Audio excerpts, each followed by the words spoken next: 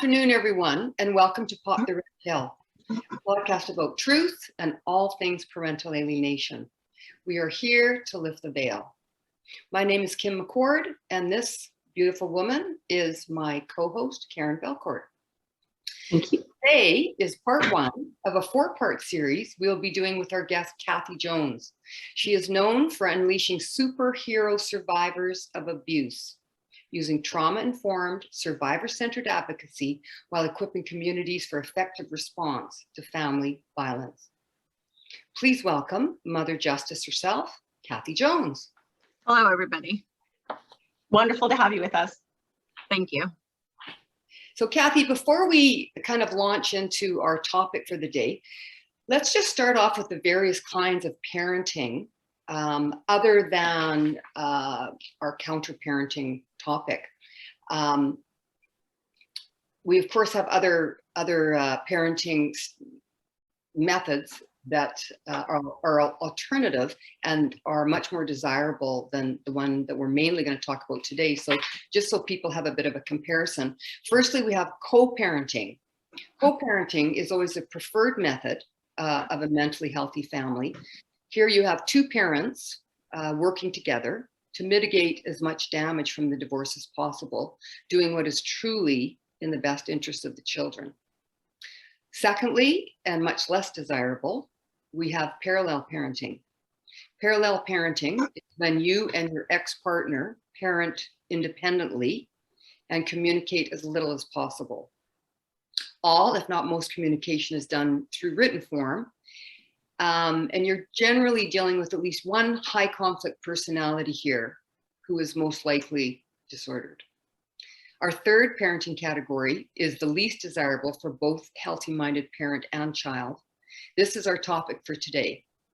Is counter-parenting wreaking havoc in your life? Karen?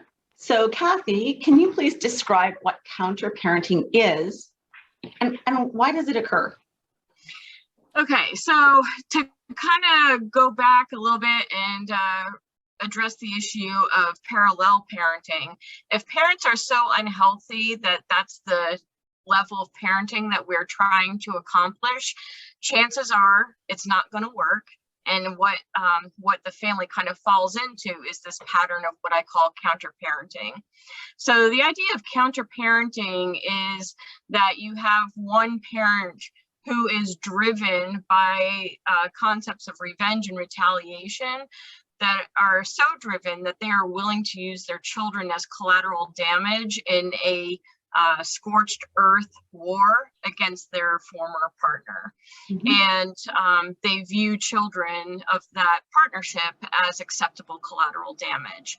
And so when it reaches that dynamic, you have the counter parent who literally does everything that is the opposite of what good parenting looks like or what acceptable normal parenting practices look like, but most especially everything the exact opposite of what the target parent wants for her children or his children, for no other purpose than to create this constant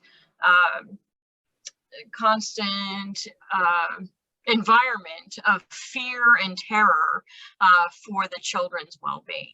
And it's, children are very powerful weapons to use against an adult victim of domestic abuse, and counterparents know that.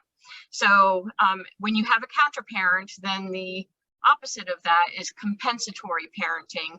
And that's the type of parenting that adult targets do in order to try to minimize the damage that's being done to their children. That's a great explanation. Thank you. So what short and long-term effects does counter-parenting have on the children in these families? Well, in the short term, there's just a constant feeling of being terrorized or kind of being off balance, off kilter. Kids will often not know, like when they're with the counter parent, am I on their good side or on their bad side today? So the kids are kind of constantly adjusting to the Dr. Jekyll, Mr. Hyde personality of the counter parent. the children's needs are often being neglected, so they're often not being supervised. You know, if the healthy parent is the one saying, well, you know, your bedtime is 8 o'clock, you need to get into bed by 8, the counter parent is going to be like, oh no, you can go to bed whenever you want. There's a lack of any kind of parenting skill or parenting accountability. And so like the kids end up with having no rules or few rules or not the right rules, that kind of leaves them in kind of this flux situation, unable to determine like what end is up in their life. Do they have to do homework? Are they going to get their homework done on time? Do I have to take this medication? Or is my, or is this unhealthy parent going to say that I don't have something that I've been diagnosed with and won't give me the medication that I need?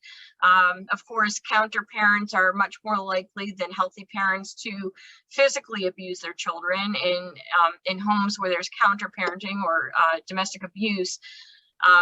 As much as 65% of the kids are being physically abused in those homes, and then as many as a third of those children are being sexually abused in those homes.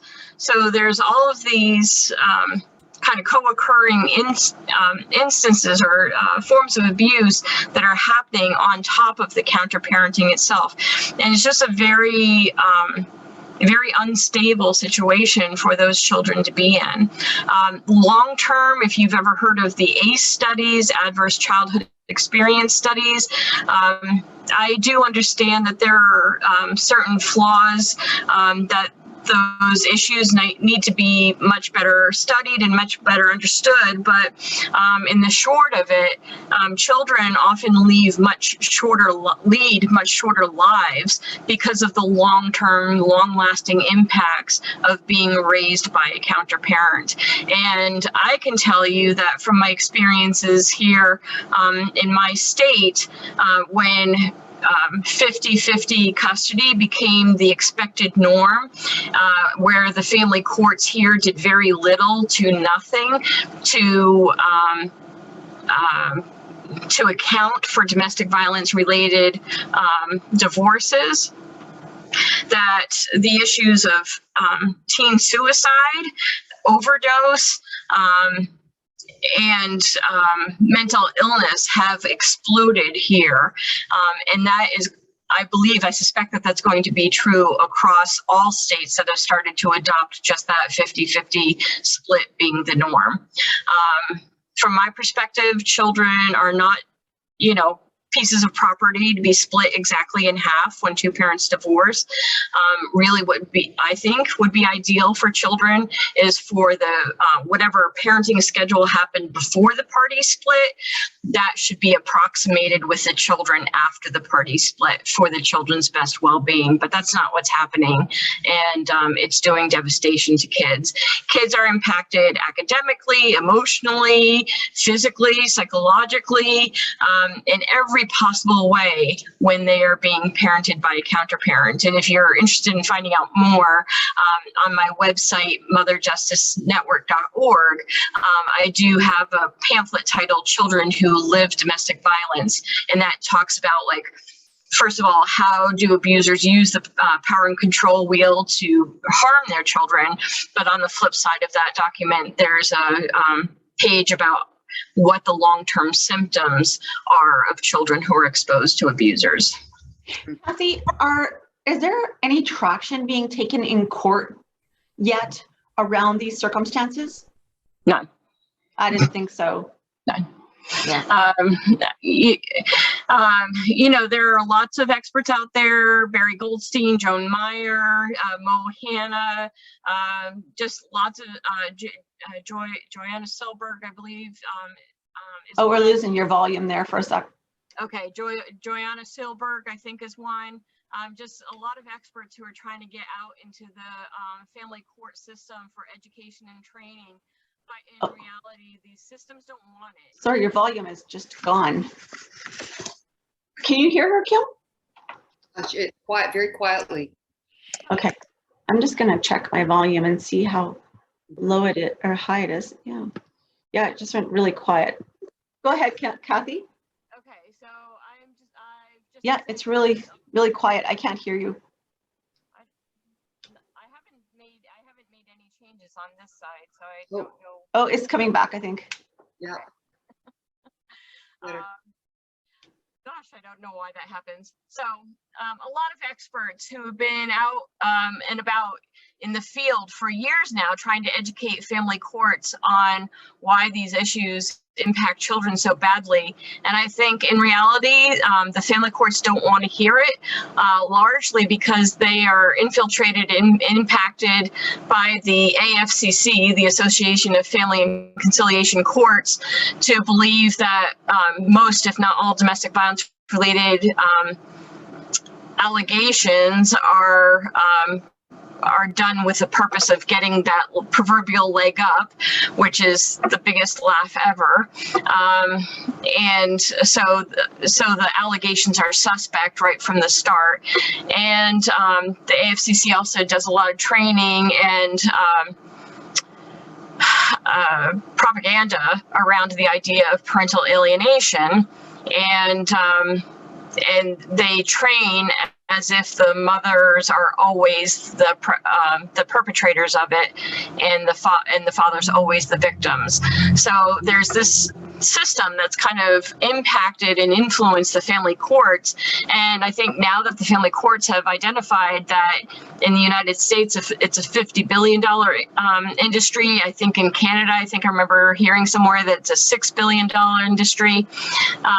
These court players have absolutely zero incentive to get these family violence cases resolved in a way that keeps the children and the mother safe, or the victim parent safe, because they don't earn money that way. I say all the time that abusers will spend hundreds of thousands of dollars to prove that they can't afford tens of thousands in child support, and the family courts let them do it because that's how they get their fancy vacation homes and their swimming pools and their fancy cars. Well, and I know in my case, the opposing counsel, he has been instrumental. We didn't even want to go to trial. He was instrumental in making sure that happened, and he has dragged my case out. And the people that work at the courthouse advised me that this is his mode of operandi. So these, the legal system is really ripping families apart, really harming families. Yep. So for me, when dealing with a counter parent, what does the healthy parent do to cope with this ongoing issue and chaos? I think the first thing that they need to do, super important, is to get a support group around them of people who understand what you're going through. So you need to find either online or in-person groups that address this issue specifically. And most domestic violence crisis centers don't. Like a lot of crisis centers will have support groups around domestic violence, but not in the context of how it impacts parenting. But find yourself a group, and if you can't find one, then go and create one.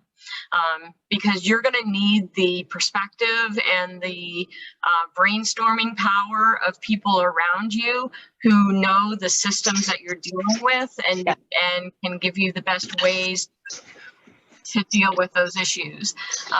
The next thing that you need to do is, this is a process, again, a term that I've coined, that I call the after-parent or the post-parent debrief, or the post-parent detox, where when the children come back into your home, you are doing everything as the target parent to build up and increase the connection that you have to your children have to you, and then the connection that the children have between each other. And the reason that's important is because we have to remember that abusers are successful because they divide and they isolate. They isolate their victims from anybody else. And so it's really important to rebuild that family connection as much as possible. And you do that through allowing the children time to be quiet when they don't want to talk, allowing children time to talk when they do want to talk, making sure that there's lots of laughter, lots of love, and just kind of this cushion of safety when the kids come home to you as the healthy parent, that you don't want them, like, you don't want them dreading coming back to you. So, you know, the after dad debrief, when I've talked about that in the past, I kind of encourage people to make a routine out of it, that when you go and you pick up the kids, that you take what I call the long ride home. And kids are amazing talkers when they're in the car. And one of the reasons that is because kids find it difficult to talk when you're looking eye to eye, face to face. And so if you can be in the car and they're looking out the window, or, you know, you're just kind of driving through scenery, they're much more likely to talk to you about things that are going on. I also encourage the target parent never to ask any questions beyond something like very simple or very unobtrusive, something along the lines of, so what was your favorite part of this week? Or, you know, like, what were you most proud of doing this week? Something that doesn't have anything to do with the counter parent, so that those children know, like, because we know that counter parents, one of the behaviors they engage in is the spying, using the children to spy. And so they're like, what does your mom do when I'm not there? And blah, blah, blah. Don't engage in any of those behaviors at all. And then the other thing that we need to know as as compensatory parents is that the information that the children share with us, it absolutely cannot be used to take back to the abusive parent and confront them. Because as soon as the abuser knows that that's what the children hate, or that's what you fear, or that's what you don't want for them, they're going to do it more just because they can. Because the courts aren't going to stop them, child protection isn't going to stop them.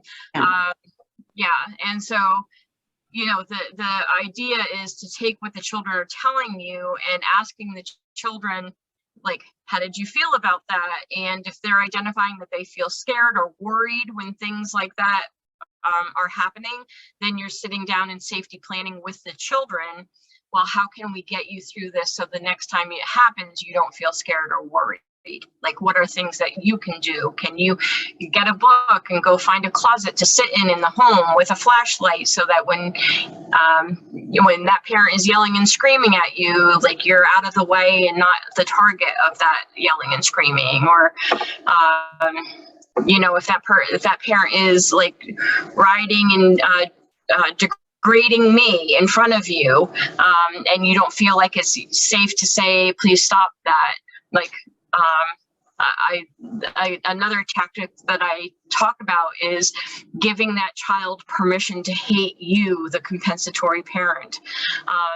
So often parental alienation, or the general concept of that, is kind of hinges on the ability of one parent to, like, constantly bash and slam the other one, and then expect the children to do the same, and reward the children when they bash and slam you, the compensatory parent, or punish them when they don't agree, right?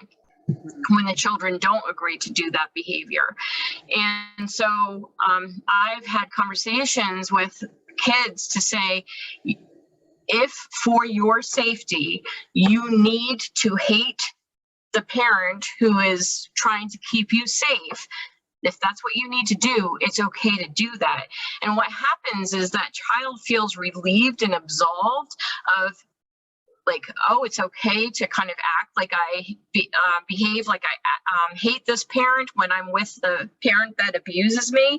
Like, that won't hurt my mom's feelings, or that won't, hurt our relationship, as long as that compensatory or that victim parent tells that kid, like, I understand there are things that I used to have to do to keep myself safe. And if you need to hate me in order to keep yourself safe when you're with that other parent, then that's what you should do. It becomes kind of that foil that kids can be like, oh, I can act like this, and it won't negatively impact my relationship with my caretaking parent. It's a relief for them. So there are other things that I encourage doing, but I don't want to be too long-winded here. But largely it's around creating fun and creating just routines around comfort, care, and fun for those kids to come back home to you. So that's something that they look forward to when they're in their in the home of the counter parent, and that like this is the highlight of their week, is coming back to that protective parent. Mm-hmm. There's probably a million different things that you could talk about in that regard, I understand, but I think I'm just thinking one of the things that probably many parents deal with is because they are sent over to spy on you, they have their phones. Now, Yep. what do you suggest that the target parent does when they come over with their phones, and in the past they've been, doing things like opening drawers and taking pictures of divorce documents and sending them to the counter parent, that sort of thing. Like, do you suggest that you put their phones in a little basket when they arrive, or what do you suggest? Because of the amount of technology that is out there that tracks and traces not just the locations of where people are, but phones can be cloned so that a nefarious person has the ability to hear the conversations that are going on in the house, to see them like in real time, text messages and emails being cloned and sent to that other parent. I actually recommend that those phones not be permitted in the house, or those electronics not be permitted in the house at all.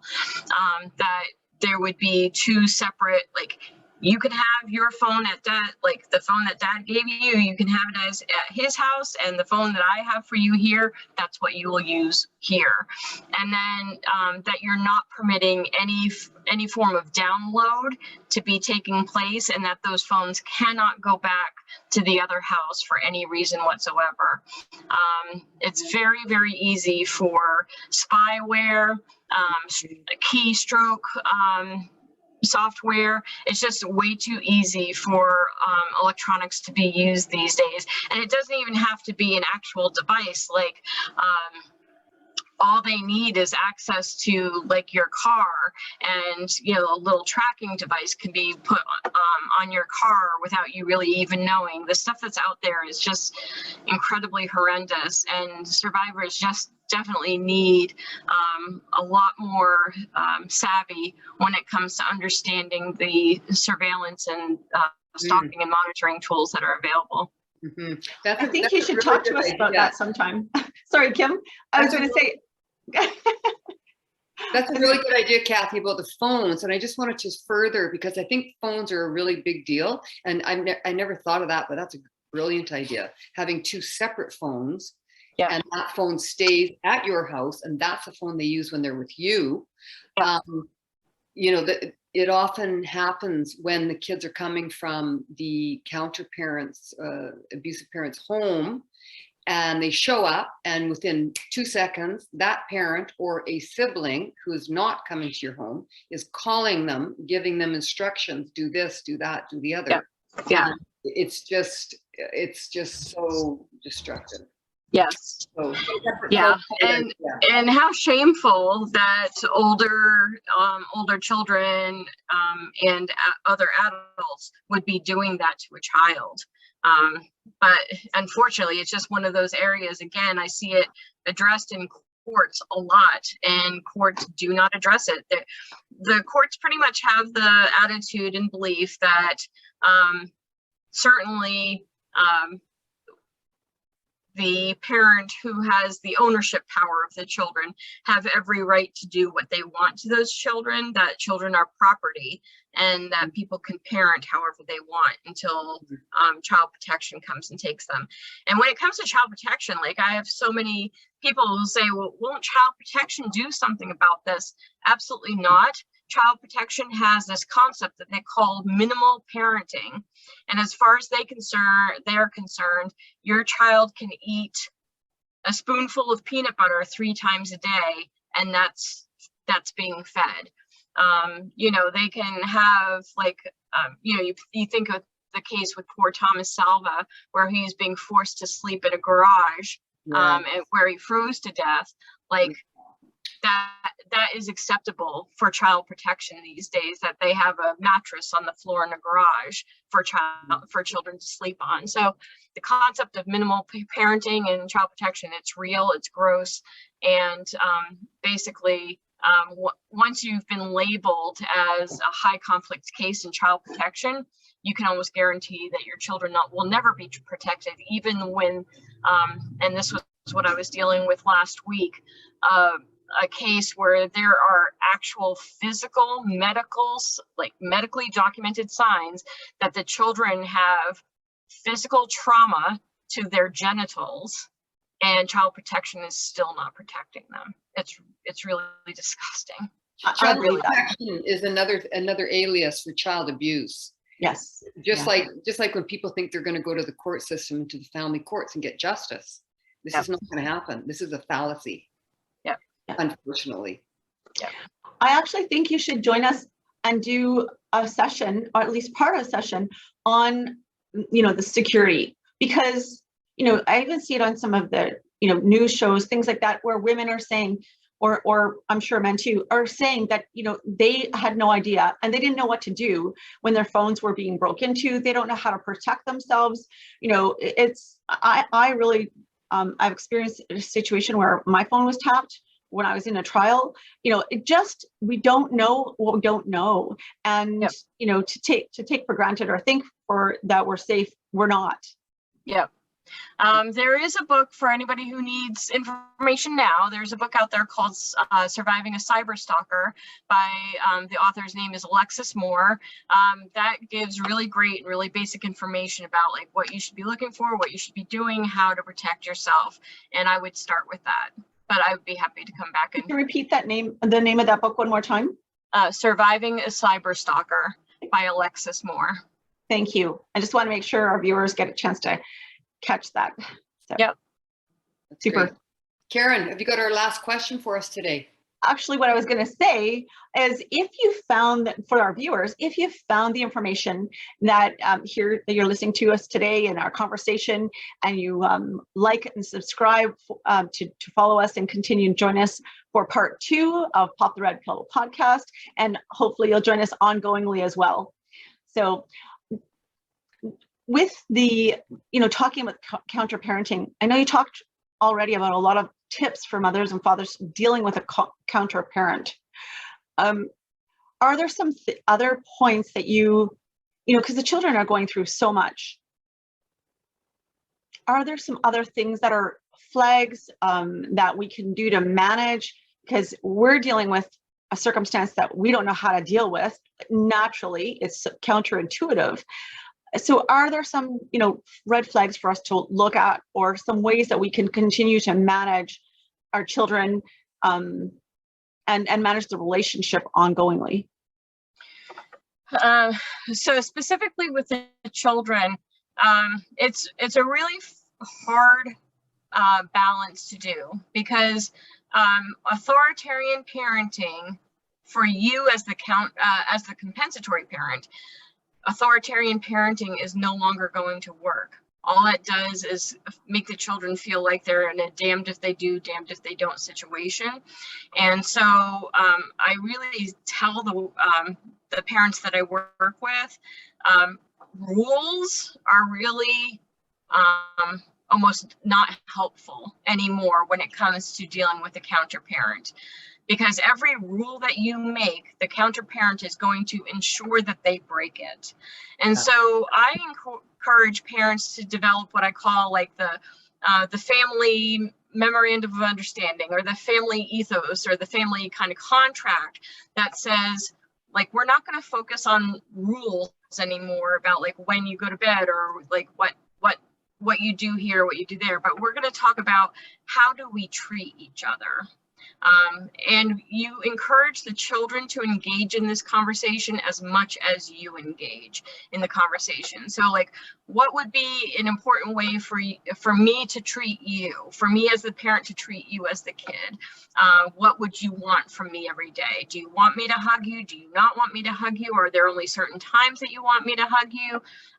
Like, if I'm feeling upset or afraid or scared, you know, I promise not to yell at you if you promise not to yell at me. Like, just kind of have a written contract somewhere that you are constantly, like, it's up, it's somewhere central in your home so that everybody can be reminded of it every day.